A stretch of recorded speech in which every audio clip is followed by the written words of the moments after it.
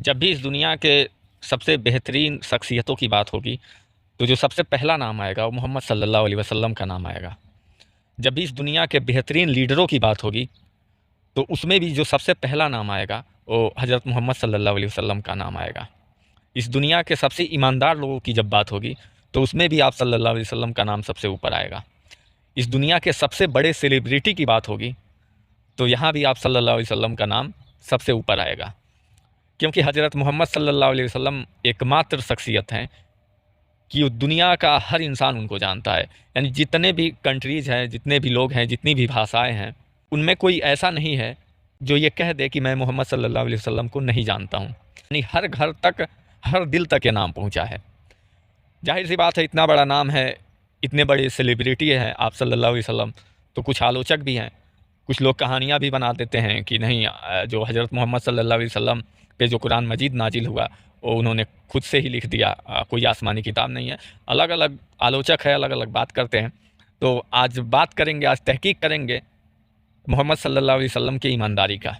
तो सबसे पहली बात, अगर मोहम्मद सल्लल्लाहु अलैहि वसल्लम अपने नबूवत के दावे में झूठे होते तो अपना जनाधार बढ़ाने के लिए अपने फॉलोअर्स को वो अमल बताते जो करना आसान हो, लेकिन उन्होंने वो बताया जो मुश्किल हो। जैसे रोज़ा रहना आसान काम नहीं है, दिन में 5 नमाज़ें पढ़ना आसान नहीं है, हज करना आसान नहीं है, अपने ईमानदारी के कमाई से 2.5% ज़कात निकाल के किसी को पकड़ा देना ये बिल्कुल भी आसान नहीं है। दूसरा पॉइंट ये है कि अगर आप सल्लल्लाहु अलैहि वसल्लम झूठे होते तो अबू लहब जो उनका दुश्मन था बहुत आसानी से आपको झूठा साबित कर देता।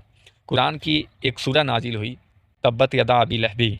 इसमें अल्लाह दावा करता है कि ये जो शख्स है अबू लहब, ये ईमान नहीं लाएगा।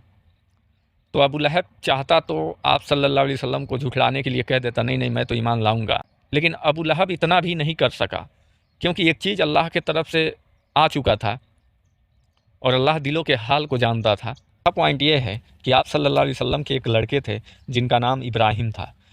इब्राहिम का जिस दिन इंतकाल हुआ उस दिन सूरज ग्रहण हुआ। लोग कहने लगे कि ये सूरज ग्रहण इसलिए हुआ है क्योंकि नबी के बेटे का इंतकाल हुआ है।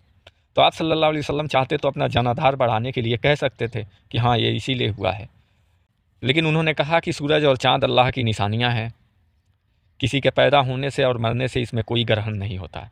पॉइंट ये है, कुरान मजीद में एक आयत है जिसमें यहूदियों को खिताब करके कहा गया है कि अगर तुम समझते हो कि तुम सच्चे हो और तुम ही जन्नत में जाओगे तो तुम मौत की तमन्ना कर लो। तो यहूदी भी चाहते तो हज़रत मोहम्मद सल्लल्लाहु अलैहि वसल्लम को झूठा साबित करने के लिए झूठ में ही कह देते हाँ मौत की तमन्ना करते हैं, लेकिन उन्होंने इतना भी नहीं कहा।